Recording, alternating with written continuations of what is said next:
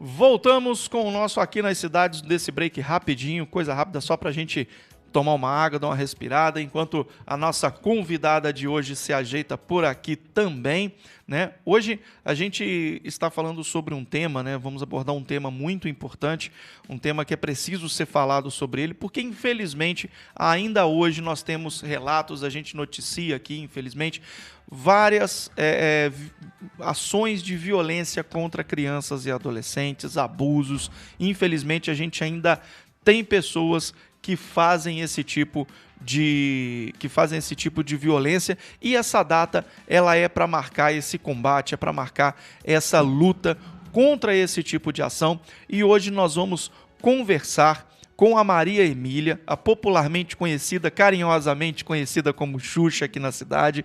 Ela é conselheira tutelar aqui em Guaçuí, e ela vai falar um pouquinho pra gente a respeito dessa data, né? Tem muitos anos que trabalha aqui na área, né? Muitos anos botando o menino pra casa, né, Xuxa? Vamos lá, então. Bom dia, Xuxa. Seja bem-vinda e obrigado por aceitar o nosso convite, estar aqui conversando com a gente sobre esse tema tão importante. Bom dia. Pode só falar bem pertinho do microfone. É um prazer muito grande estar aqui, tá? Bom dia para todos. A gente que agradece a sua presença. Então, Xuxa, é uma data muito importante, né? Uma data que representa, de certa forma, infelizmente, uma mancha na história do Espírito Santo, né? Porque essa data foi dada justamente porque em 18 de maio de 73, né? A Araceli foi sequestrada, raptada, drogada, violentada, né? Aos 8 anos de idade. Aos 8 anos de idade. Todo tipo de violência foi cometida com essa menina. Os suspeitos na época, né? Figurões da alta sociedade, né? Inclusive, um dos suspeitos era o Dante Michelini Júnior, o Dantinho. O seu pai também, que era um grande cafeicultor da época, né? Grande empresário da época, e que ajudou, de certa forma, enfim, todo aquele abafamento do caso, né, colaborou para que depois desse tanto de tempo o crime ficasse impune, né? Não houve punição pelo crime, foi arquivado pela justiça. E ela enterrada 3 anos depois. Né? Exatamente. Então, assim, uma mancha na história do Estado. Inclusive, teve um plebiscito em 2018, né, para mudar o nome da avenida Dante Michelini pro nome dela, que foi vetado pelo prefeito da época, Luciano Rezende, não levou à frente, né? Ou seja, a avenida continua tendo o nome de um suspeito de um crime tão bárbaro. Sim. Me diz aí, depois desse tanto de tempo, desde 73, a situação melhorou? Ou vocês, como conselheiros tutelares, cada dia mais vocês estão se deparando com casos parecidos, né? Casos de abuso contra menor, e cada dia mais, infelizmente, partindo de pessoas próximas, às vezes de dentro da casa. Sim. Como é que está essa situação, Xuxa? O abuso sexual, infelizmente, não acaba, né? É triste dizer isso, principalmente hoje, que é 18 de maio, né? Que é o dia do enfrentamento aí ao combate ao abuso e exploração de criança e adolescente.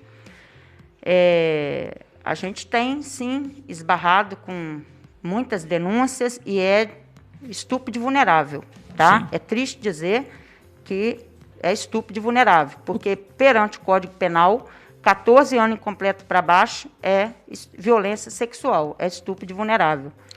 14 anos, o que incompleto para baixo é estupro de vulnerável, tá? E é esses crimes aí que têm acontecido, que têm chegado ao Conselho Tutelar, tá?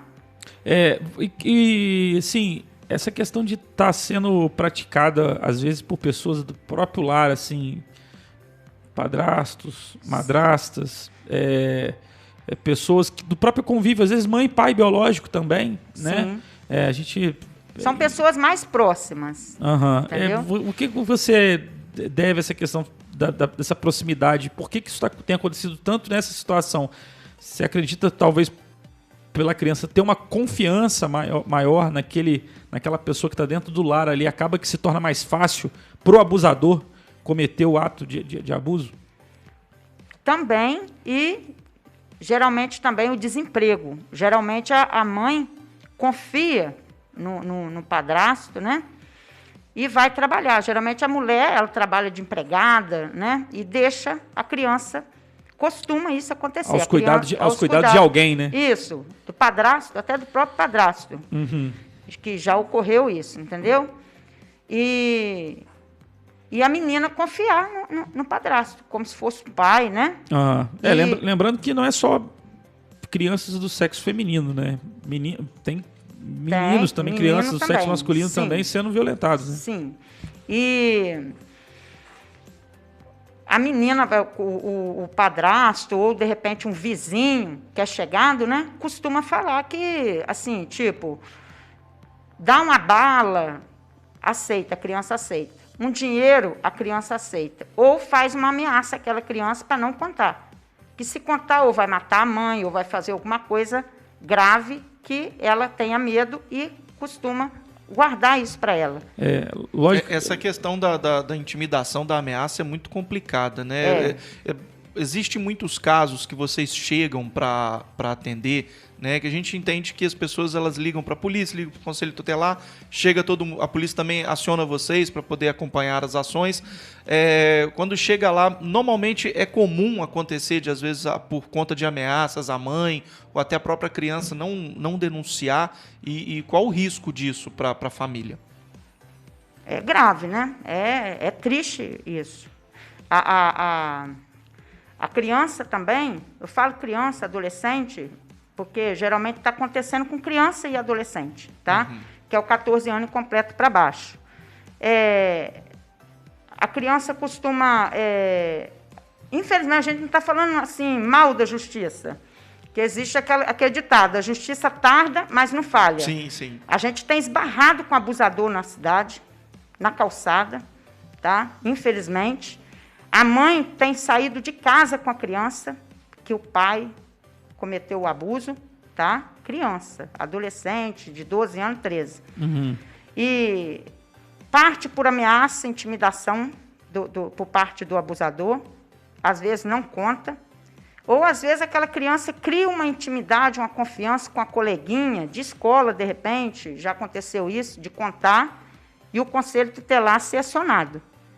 Entendeu? Você falou comigo numa entrevista pós-programa, na pré-produção do programa, que essa semana ou esse mês, chegaram 3 casos para você. Lógico que a gente não vai citar nomes aqui, claro que não. Mas 3 casos. É estupro de vulnerável. Estupro de vulnerável aqui em Guaçuí? Aqui em Guaçuí. Parece até assim, Deus me livre, gente. Vai chegando o dia 18, que é o dia do combate ao abuso e exploração de criança e adolescente, acontece isso, de chegar a denúncia um atrás do outro. Já aconteceu da gente atender 3, 4 denúncias numa semana só. Inclusive, é igual o CREAS aí, está fazendo aquele trabalho bonito, o Conselho Tutelar tem a parceria com eles, mas nós não, a gente até pede desculpa de a gente não poder participar, porque nós somos lotados de relatório para comunicar. Entendeu? E qual é o procedimento, Xuxa? Chegou a denúncia para vocês, qual é o procedimento que o Ministério, que o Conselho Tutelar toma a seguir? Chegou lá uma denúncia? Chegou uma denúncia, o Conselho Tutelar aí encaminha para os procedimentos, né, que tem que ser feito o exame, que é em Cachoeiro, que Guaçuí não tem perito ainda para esse tipo de procedimento. Sim. E aí depois o Conselho Tutelar encaminha para o CREAS, que o CREAS é que atende direito violado. Sim. Entendeu? Depois a gente faz todo o procedimento, o Ministério Público recebe todo o procedimento, né? Chega na delegacia, o exame, o resultado, TTT. Exame de corpo de delito, isso, né? Isso, conjunção carnal. Corpo de delito é espancamento, né? Sim. Isso. O exame para saber se houve abuso. Isso. Perfeito. E lembrando que criança, adolescente, 14 anos completo para baixo, não precisa ter, como diz o ditado aí, não precisa o fato ser consumado. Um beijo no rosto, um toque. Só um piscar de olhos, se a adolescente de 12 anos se sentir constrangida, um beijo no rosto, já não precisa ser de fato a violência. Não precisa o fato ser consumado, não. Entendeu? Só mesmo um beijo no rosto, um piscar de olho de uma pessoa que a menina entende, que está achando que que aquele cara está querendo, ou alguma coisa, um rapazinho está querendo. Se sentindo ameaçada ali de alguma forma, né? Isso. Assediada, né? Isso. Já é crime também, tá? Configura crime. Isso é muito importante a gente dizer, Xuxa, porque muitas pessoas às vezes podem esperar o ato acontecer. Ah, não, mas está só sendo carinhoso, está só sendo atencioso, está só fazendo isso. Mas não, qualquer ato que você acha que você pode, que a criança se identifique como assediada, ela se sente incomodada, pode denunciar. Sim. Nós temos rapazes de 18, 20, 22, chegando no conselho tutelar, ele próprio se entregando. Ele próprio, o próprio abusador se entregando. Perguntando se pode namorar com ciclano. Aí, quando fala a idade, a gente já logo, rapidinho, a gente já pega os procedimentos, encaminha, entendeu? Já toma as Sim, providências. Mãe perguntando se a menina pode namorar, a menina de 11, 12 anos, criança de 11 anos. Hoje em dia nós temos criança que parece que é um adolescente de 14 anos, né? Ela está bem desenvolvida já, e quando você olha, a menina só tem 11, 12 anos, procurando o conselho tutelar, perguntando se pode namorar, se o conselho tutelar autoriza o namoro. Não é a função de vocês claro autorizar. Que não, né? É a função, talvez, orientar, né? Orientar, falar para aquela mãe que não é hora... Não é por esse caminho, né? Lógico que não. Aí a gente aplica uma advertência nessa mãe, a gente conversa com ela dos riscos que ela vai ter, que ela vai responder judicialmente, entendeu? E mesmo assim os fatos continuam. A gente fica ali monitorando ali e continua. É realmente uma situação muito complicada, porque envolve também, de certa forma, a saúde pública, a orientação de muitas vezes... muitas vezes são famílias humildes, né? Em estado de vulnerabilidade social, o que acaba, por essas crianças, essas famílias também não têm uma certa acesso à questão de uma saúde, de um aconselhamento médico, o que acaba por esses relacionamentos acontecerem, e você vê uma menina de 13, 14 anos aí engravidando. Sim, né? É o que a gente está cansado. É uma situação assim que não é só o conselho tutelar, né, Xuxa? Acho que tem que haver um trabalho de... Não, é uma rede. Uma rede de cuidados, né? A rede, a saúde principalmente, a educação. O professor, eu costumo dizer, a escola é a segunda casa do aluno, daquele aluno. Entendeu? O professor, ele fica o maior tempo com aquela criança ou com aquela adolescente. Ele tem como notar, ele tem como perceber qualquer direito violado. O Estatuto da Criança prevê isso.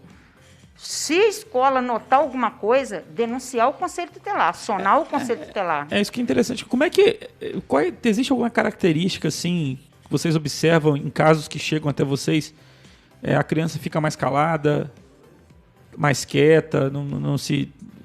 enfim, qual é o tipo de comportamento, assim, que os pais podem ver notar, e falar assim, né? Tá estranho. Exatamente. Não só os professores, mas os pais, algum parente que possa notar e, lógico, né, descobrir se aquela criança está sendo alvo de algum tipo de abuso. Ela fica no cantinho dela. Ela fica chorosa, entendeu? Ela fica só no cantinho dela, ela só quer ficar no cantinho dela. Ela fica muito afastada, ela vai ficando... Tem... Reclusa, né? Isso. Já aconteceu o fato, no Conselho Tutelar, da gente receber uma denúncia fora da família, né? Da gente chamar para conversar, para expor o que está acontecendo com a criança, com a filha, e, de repente, o abusador está dentro da casa e a mãe não acreditar na filha. Acontece muito isso. Acontece. O que a gente tem que fazer? Tirar daquela situação ali e colocar numa tia até resolver a situação, entendeu? Encaminhar para o CREAS fazer o trabalho deles, que eles atendem o direito violado, entendeu? E toda a rede, né? Saúde. É um tipo de proteção à testemunha, né? Aquela prova ali. É como se fosse, né? É como se fosse uma proteção à testemunha. É igual você me fez uma pergunta. Você falou assim, existe classe que acontece maior, né? Assim, tá em todas as classes. Sim. Tá em todas. Mas eu dei até uma entrevista na 90.5 esses dias. Eu não sei, depois que veio a pandemia, esse auxílio que o auxílio muita emergencial família tem recebido, sim. Não está tendo serviço, está ficando muito em casa, tá? Nós estamos recebendo denúncias horrorosas. Sim. De adolescente X, com a idade X, namorando uma criança. De rapaz de 29 anos namorando uma menina de 12. De um rapaz de 20, 22 anos com uma menina de 13 anos, grávida, tá? Olha só. Grávida, já, fato consumado ali mesmo, não precisa nem de ir lá fazer o exame. Grávida. Então, eu não sei se está envolvendo o álcool, né? Porque o álcool, infelizmente, ele puxa muito, você sabe, né? Um catalisador, né? Música, muita música, apologia ao sexo, à droga, entendeu? Isso aí a gente vê muito, porque a gente é conselheiro, a gente é o olho do judiciário. E quando vocês chegam nas casas, nos bairros, nas ruas, você percebe esse ambiente todo que é propício para esse tipo de violência. Vocês veem muito isso? Até em frente à casa da gente. Olha só. Até em frente às nossas casas. Assim, lógico, eu acredito que a primeira coisa é uma falha de, principalmente para um abusador maior de idade, é uma falha de caráter, né, Xuxa?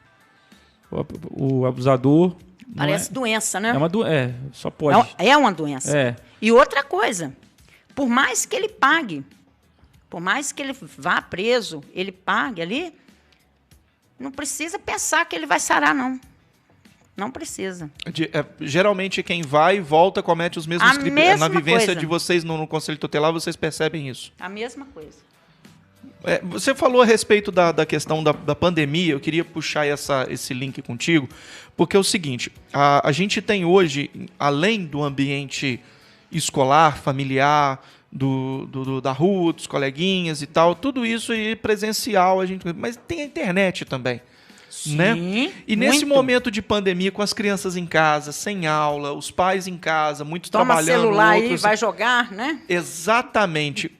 O que tem acontecido? Aumentaram os casos de violência, vamos colocar assim, pedofilia na internet. Aliciamento, as crianças. Como é que está isso por aí? Você tem visto muito? E quão prejudicial é para a criança o uso sem monitoramento do celular? Porque a pai vai e entrega o celular para a criança, né? Não vê o que ela está vendo. Né? Eu, por exemplo, Maria Emília, conselheira tutelar, eu sou contra filho ficar com celular. Inclusive, não só hoje, saindo um pouquinho do foco do enfrentamento, sim. Esses jogos, tem criança, adolescente de 13 anos jogando até 1, 2 horas da manhã. Eu convivo com uma pessoa que faz isso. Toma, filho, um celular, vai lá jogar, entendeu? Quer dizer, atrapalha até os estudos, né? O rendimento escolar. E o abuso sexual, voltando aí para o tema, acontece sim na internet. Aliciamento, acontece sim, menina tirando foto, nudes, essas coisas, sempre acontece, sempre chega ao Conselho Tutelar. São muitos casos que sim, na nossa região, mandou para aquele não acreditou naquele que aquele não vai expandir. Não vai passar para frente. Acontece muito. E assim, Xuxa, deixa eu perguntar, você percebe que no interior, assim, onde de certa forma chega menos informação, esses casos aparecem com mais frequência? É uma impressão minha? Não, acontece sim. Principalmente no interior mesmo, digamos assim, na sim. roça. O pessoal costuma Zona falar. rural, Zona distrito. Rural. Tem alguma... A gente assim... alguma explicação assim? Sim, até mesmo... Falta de um trabalho, como vocês disseram. A rede precisa funcionar. O CRAS, por exemplo. O CRAS tem várias demandas ali que seria bom jogar no distrito para estar... atendendo essa... atendendo, desenvolvendo aquelas crianças com projetos, né? Uhum. Eu não sei se eles irão voltar, mas existiu um CRAS, né, em ação lá no São Pedro de Rates, que foi muito bom. Lá tinha psicólogo, assistente social, fazia aquele trabalho bom lá. Uhum. E a gente tem recebido denúncias da ESF, agora não é PSF, é ESF, né? E trazendo denúncia para nós, acionando o Conselho Tutelar, que na zona rural, nem é dentro de São Pedro, na zona rural, puxa, né? Eles vão lá para pedir, o socorro deles é na ESF. É acaba tentativa de homicídio a uma criança, cometido pela própria casa, pela própria família. A gente teve exemplos aí no Brasil, né, recentes, né? Teve o caso do menino Henry, né? Henry Borel, do que os principais suspeitos são o padrasto, né? O vereador Jairinho. E com consentimento, eu digo com consentimento porque a madrasta foi, a mãe foi informada, conivente, né? foi conivente, né? Foi informada da situação e achou melhor, digamos assim, fechar os olhos diante da situação e deu no que deu. Teve o caso da menina agora no Nordeste, parece que teve um outro caso essa semana também, passada, enfim. Parece que jogaram uma adolescente, né? Isso, e assim, muito triste, né? Sim. A gente vê esses casos e, como você falou, com pessoas cada vez mais próximas dentro do ambiente do núcleo familiar, né? Sim. É igual a gente fala que a rede tem que funcionar. Então, essa senhora que nós fomos acionados, ela é acompanhada pelo CAPS. Mas só que eu acho que ela não está indo no CAPS. Ela fazia um atendimento na ESF mesmo, lá na saúde. E parece que parou de ir. Quando nós chegamos para qualificar a família lá toda, a mulher toma quase 10 comprimidos, remédio controlado. Aí o que o conselho tem que fazer? Existe uma criança? Existe. Nós temos que encaminhar. Monitorar como é que está essa criança dentro do e encaminhar para o CAPS. Perfeito. Então, a rede tem que funcionar. Não adianta o conselho fazer a parte dele se a rede não funcionar. Saúde tem que funcionar, MP tem que funcionar, a educação tem que funcionar, Juizado, CREAS, né? CRAS, A vara da infância e da juventude. a vara da infância, comissário, né? Perfeito. Tem que funcionar. Então, aí, se tudo funcionar, não adianta você montar uma coisa para funcionar e ficar parado até acabar. Que é igual... E assim, existe... A gente está caminhando para o final da nossa entrevista. Xuxa, obrigado mesmo pela sua participação, tá? Mas como última pergunta, eu te faço... Existe algum telefone, algum disque denúncia, algum contato que você possa estar passando para a gente, para pessoas que suspeitam que está acontecendo alguma situação no vizinho, ou até uma pessoa dentro da própria família quer falar, quer relatar o caso, está com medo de relatar porque o abusador é uma pessoa muito próxima. Enfim, como essa pessoa pode estar procurando, estar denunciando esses casos aí ao Conselho Tutelar? Pode ligar o Disque 100, né? Pode ligar o 181, que é o Disque denúncia, né? Denúncia.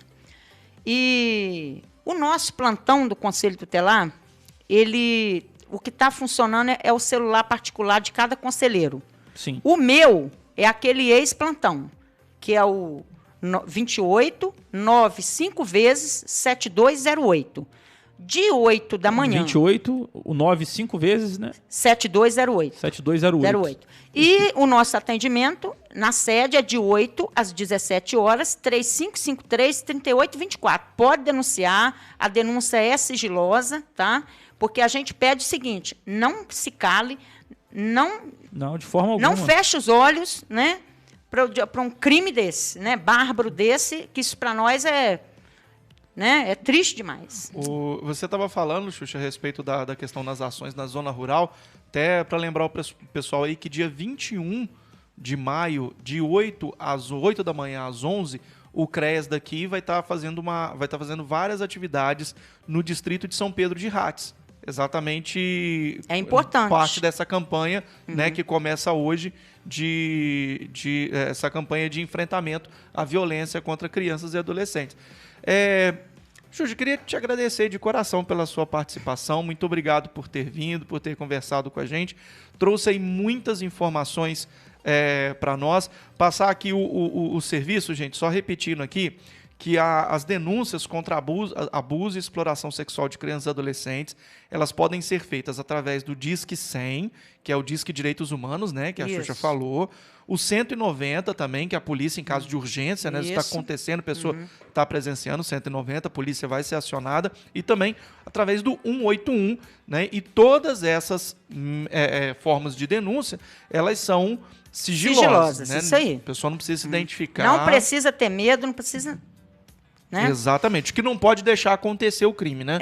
Exatamente. E também o CREAS disponibilizou aqui o número do Conselho Tutelar, né, que a Xuxa falou, que é o 28 3553 1861. que eles passaram aqui no... O 1861 é do 1861 CREAS. do CREAS. A gente trabalha em parceria, o CREAS. Ah, sim, tá? isso. Então esse aqui é o do CREAS, ó, 3553-1861, tá? Ou 3553-3824, que é o do Conselho Tutelar. Final 3824 é de o do 8 às Conselho 17 Tutelar. horas. De 8 às 17. Então fica aí esse aviso para vocês, essa dica, né, para vocês denunciarem, esse apelo, na verdade, para denunciar, não deixar acontecer. Como a Xuxa falou, né, não precisa ir às vias de fato, qualquer atitude um pouco mais estranha, Isso. que fuja da normalidade de um carinho de um pai, uma mãe, né, com a Isso. criança, não é mesmo, Xuxa? Isso. Né?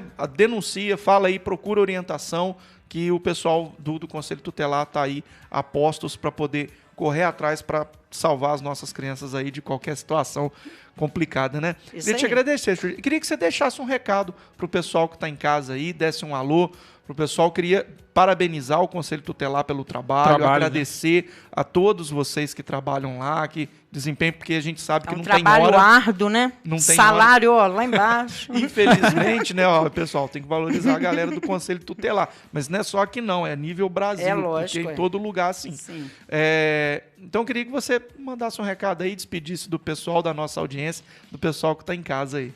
Eu quero agradecer a todos que assistiu a gente aqui e dizer, né, não deixar de denunciar, tá? Porque a gente está aí para defender, para proteger as nossas crianças e adolescentes. Exatamente, isso aí. Vamos proteger, porque as crianças e adolescentes precisam mesmo de proteção.